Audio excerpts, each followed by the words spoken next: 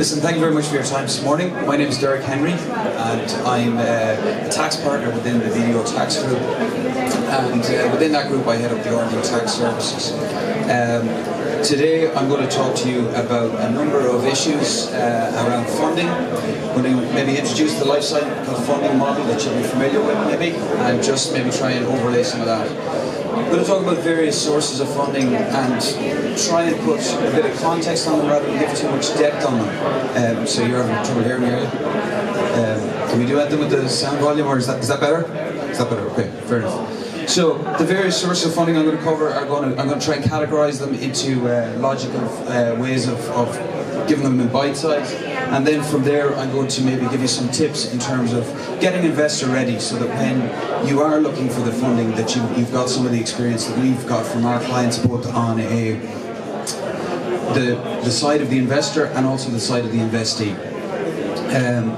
The title of my presentation is From Inception to Exploitation, and that's very much the approach that BDO takes to working with clients around their funding. We don't just come in and do the tax piece, which will be my area of expertise. We work as a part of a multidisciplinary team, so we've got corporate finance people, we've got engineers, we've got EIS people. My corporate finance guy is just after walking out the door there, just if you need any questions. But so that's the approach that we take. We try and take an all-inclusive approach and a full life cycle, so that it's from cradle to grave in terms of your exploitation. And that's very important, because you need to know what your priority is now in terms of your stage on the life cycle, but you also need to know what's coming down the line and prepare yourself for that as well.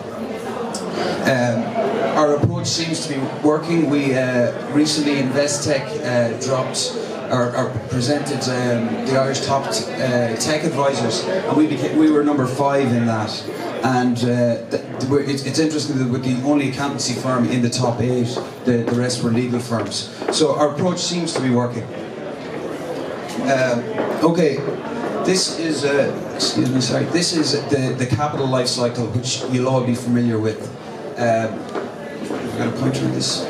Yeah. So along the top, you've just got the various stages of your development, from inception, effectively your investigation, from the idea all the way down to maturity.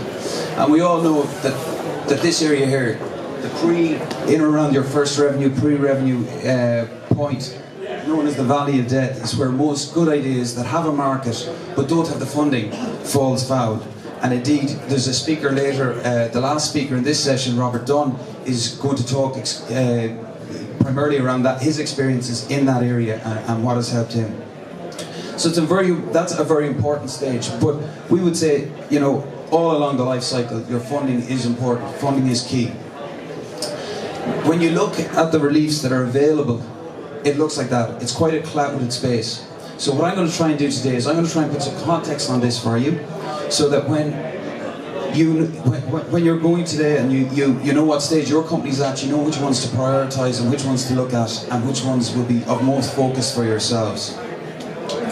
So hopefully we'll get a bit more clarity on that. In terms of government financing, and this is going to be a whistle-stop tour of all these rather than anything in depth. There's people talking in depth around the various ones, and that's fine.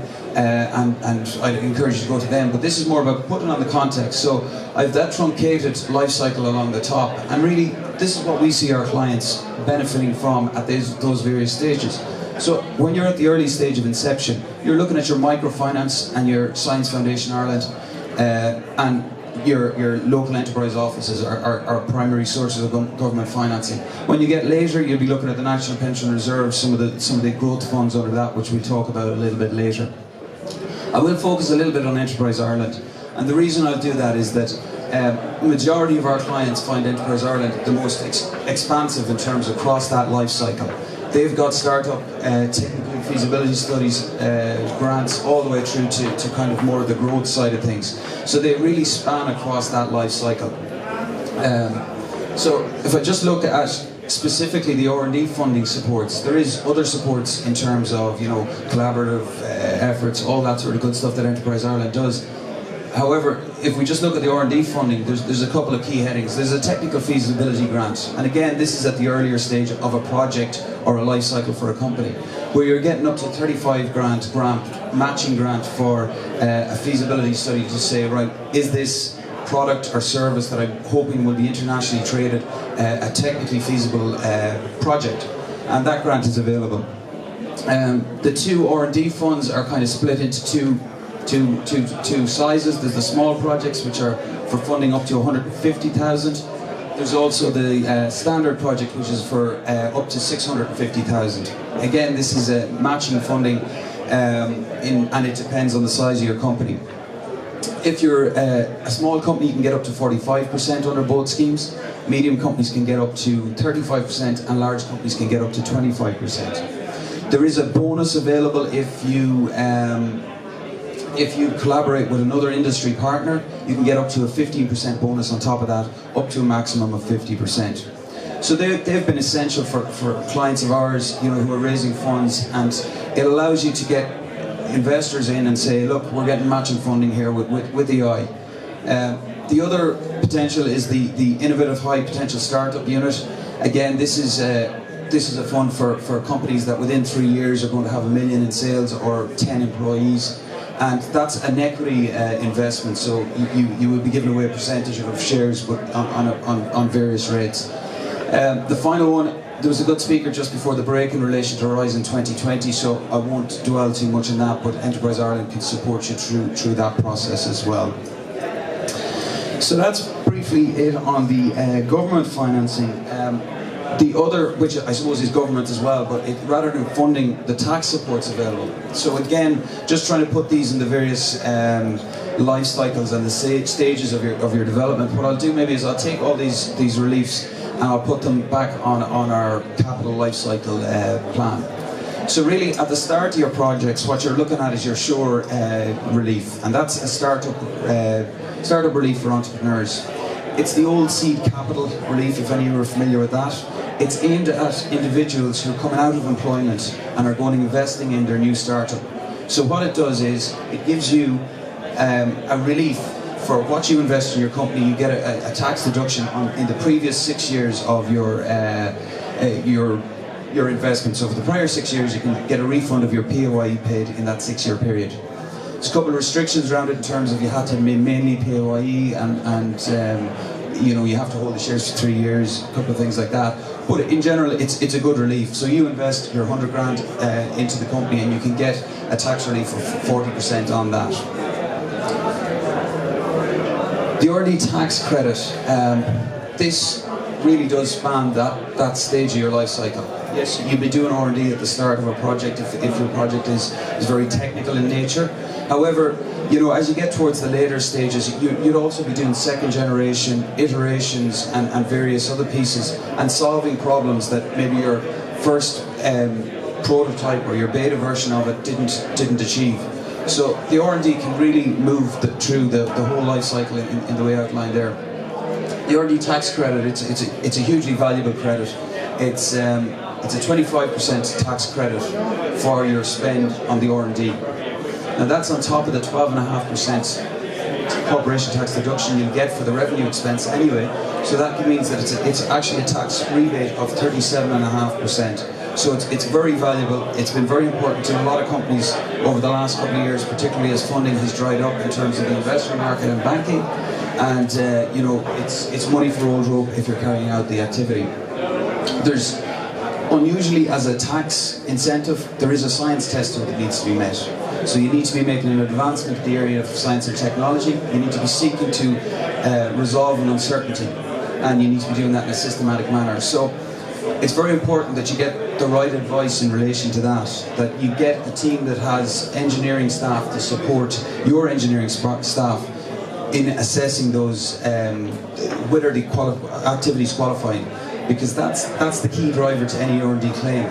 The costing after that is a very simple exercise really for an accountant to do. It's the magic is in the qualification of the activity. It has been improved over the years, so it originally was an incremental system that was based on your 2003 year spend, and then you had to get anything above that, you got it. But thankfully this year they've moved towards a volume-based relief on that. So every euro that you spend, you can potentially get 25% back, and the 12.5% deduction if it's revenue. The other thing to say about that is that it is a refundable credit. If it wasn't refundable credit, it would have limited impact at this stage in your life cycle before your profits. But because it's refundable, it means that you don't have to have a corporation tax liability to actually benefit from it. So you can get a rebate from revenue over a 3-year period if you don't use it against your corporation tax liability. If you have a corporation tax liability, you can get the full benefit in year 1, if it's sufficient. But any excess, you will get the value over a 3-year period maximum. So that's made it hugely important difference for particularly early stage pre-profit, pre-revenue projects. The next one again, which is aimed towards the early stage, is your startup exemption. This is a corporate tax exemption. Up to 40,000 of corporation tax liabilities can be made exempt in your first 3 years. There is a carry forward mechanism now.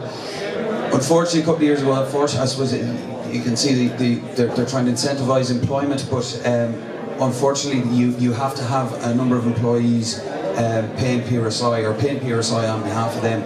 So you need, the maximum you get is £5,000 per employee. So you need 8 employees to get the full benefit of it. However, it is there and it is of use. The EIS. EIS is a rebranding of the BES, the Business Expansion Scheme. It's the Employment Investment Incentive Scheme. I'll talk about that in a bit more detail. That's the private placement one, and it's just important to note where that's on the life cycle, and I'll go into that in a bit more detail. The Knowledge Development Box and the 291A. The early phase incentives are trying to help you to make that decision to make your investment, and it's trying to reduce the risk by reducing the cost for you. The Knowledge Development Box and the 291A are aimed towards the profitable side of the business. So your R&D credit, go and invest in your R&D project. If you fail, it doesn't matter, you still get your R&D credit. If you succeed and you create a piece of valuable IP, either a patent or copyright, then we'll give you a low rate of tax on that if you exploit it here in Ireland. So instead of 12.5% on any profits from IP, you now can get them at 6.25%, so half the rate. So it's just been introduced this year. We're working with Revenue to see the implementation, how it'll work in practice, but it's going to be hugely valuable. There was an OECD BEPS, I won't go into the details on it, but basically an EU OECD anti-avoidance project done around knowledge boxes and patent boxes. And basically what they've said is that it needs to be under a modified nexus. So what that means is you are allowed to reward companies in your country for exploiting their IP at a lower rate than every other country, on condition that your R&D that created that IP happened in country. So there's a very strong link now between the Knowledge Development Box and your R&D activity here. So that's slightly at variance with the old boxes where you could just throw your IP in there and get the lower rate. It's a good thing.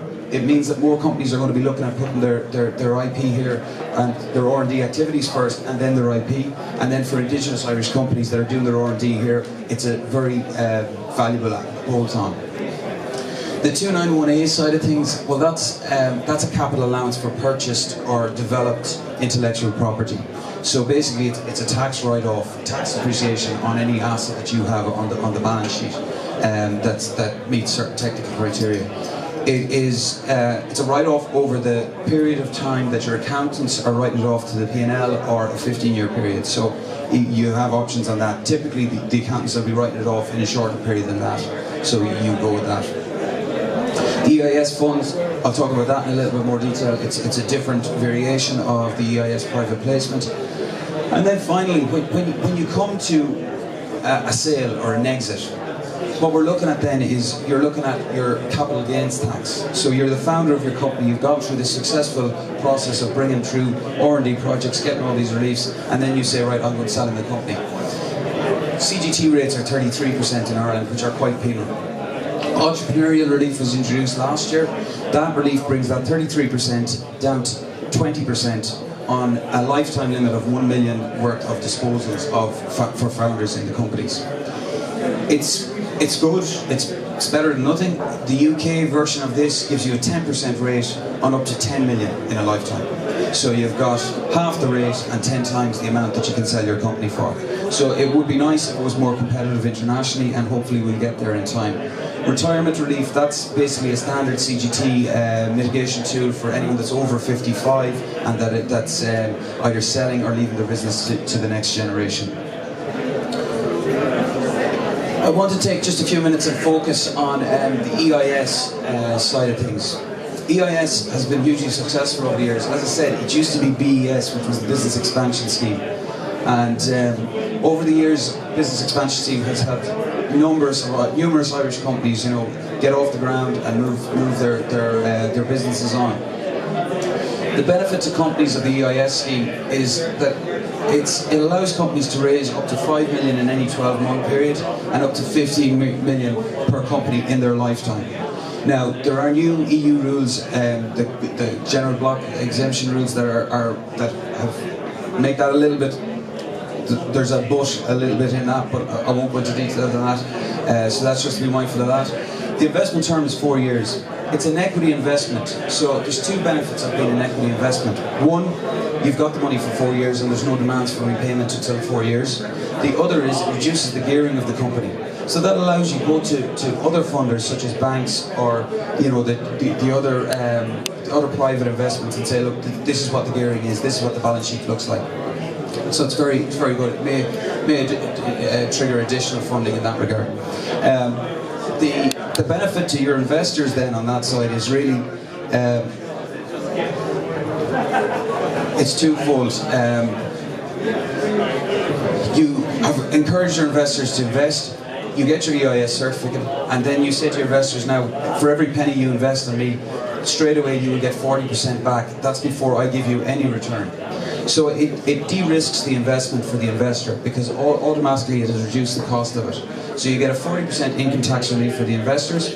It's an all income tax relief and it's not subject to high earners restriction, which is important. It's up to 150,000 a year, and you just need to be a qualifying individual in terms of you need to be Irish tax resident. The benefit of the EIS at the various stages is the private placement is probably where you're going to be at the early stage. So that's where you're going to your friends and family and saying, look, I've got an idea, I want some investment in it. By the way, I can give you an income tax relief on anything that you're willing to put in. So it's much more early stage. Now, you can do that throughout the life cycle. If you could get an angel investor at a more mature and you're looking for some more funding, that can be helpful too. But typically we'd see them as private placements where you're looking for that early stage. When you get more mature, there is EIS funds out there. And BDO have a joint venture fund with Davies. It's the longest running EIS fund in the country. It's going for 23 years.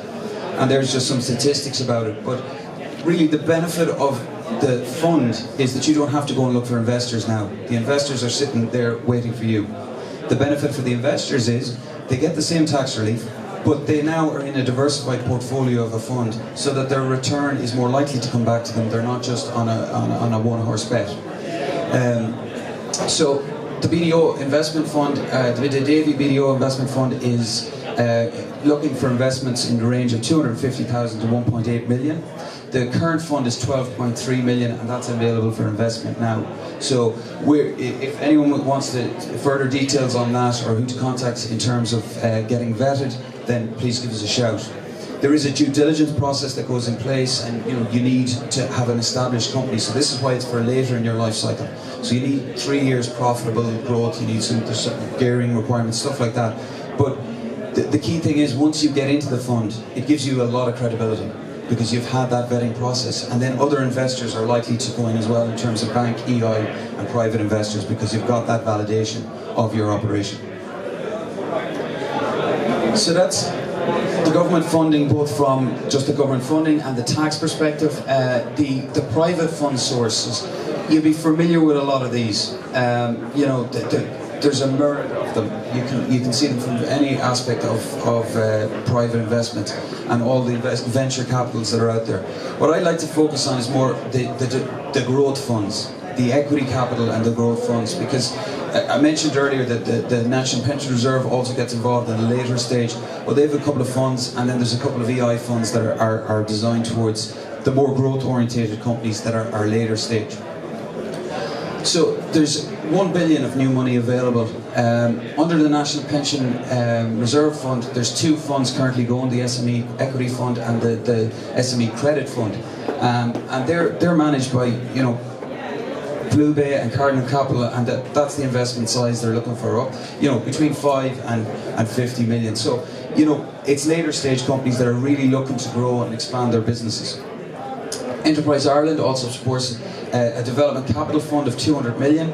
The managers on the development capital fund is there's two managers. There's the BDO Development Capital Fund, and then there's the MML fund, and they're, again, development capital funds. They're looking for ambitious companies that are really looking to expand beyond their current size.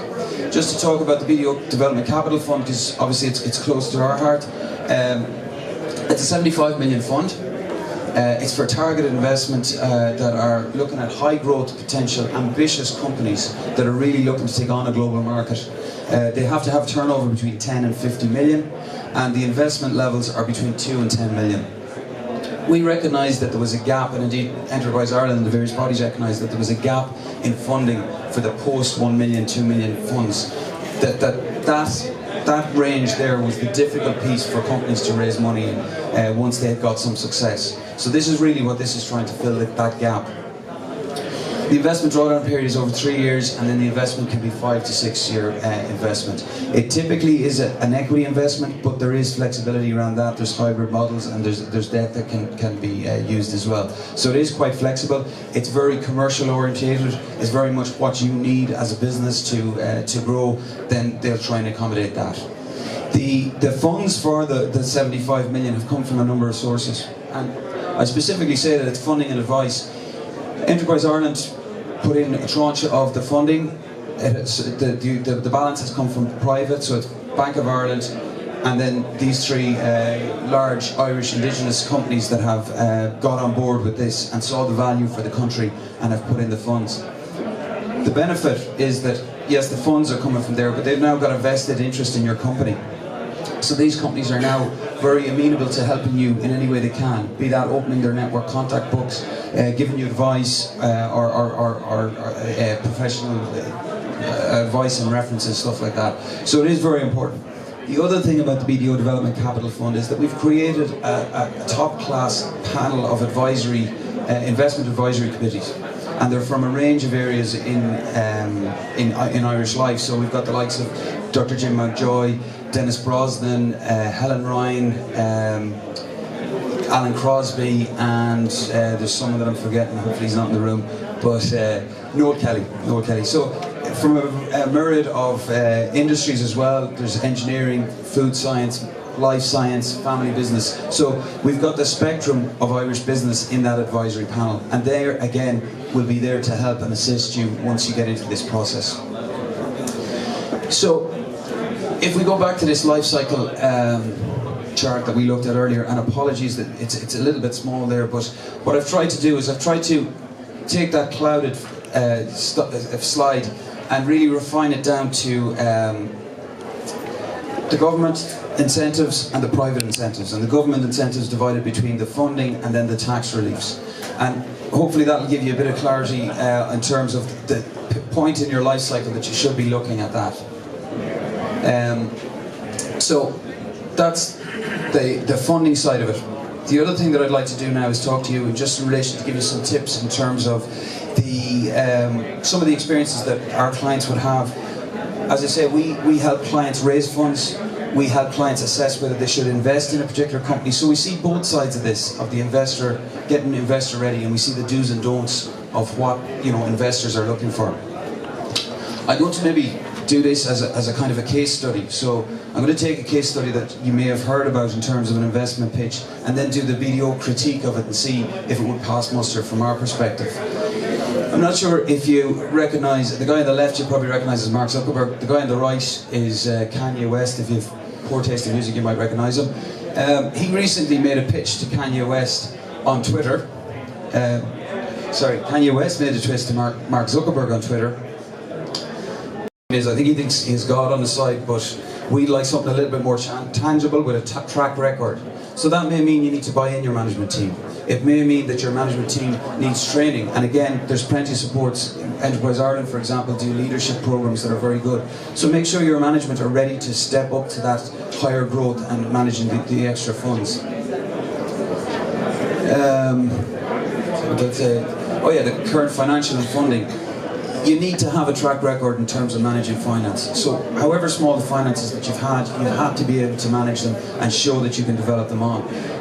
Kanye West said he's in 53 million in debt, and he's proud of that. We would say you'd have to get a bit of a fail on that one too. Finally, we'd say project your future funding requirements. And this is really why the life cycle piece is coming. You need to know where you're going, and you need to know, right, I need 100 grand now, but in 2 years' time I'm going to need 500 grand or $1 million. And you need to have that plan in your mind as you start out. And that's very important.